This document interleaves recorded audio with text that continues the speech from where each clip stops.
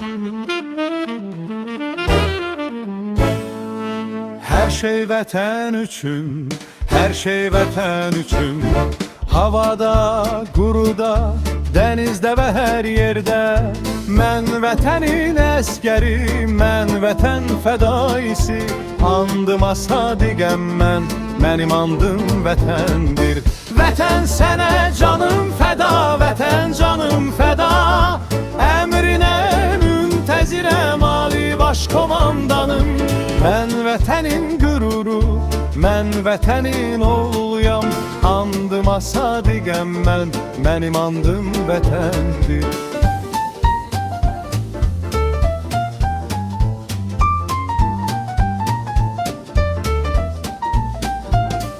Sən hürriyyət, sən mənim nəfəsimsən.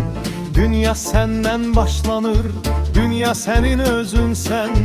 Sən azadlıq eşqimin göyə qalxan səsisən. Cənnət səndə yerləşir, sən cənnətin özüsən.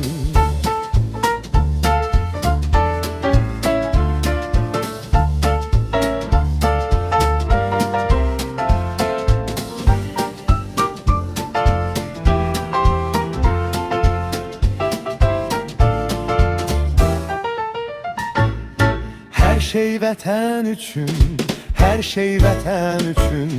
Havada, quruda, dənizdə və hər yerdə. Mən vətənin əskəri, mən vətən fədaisi.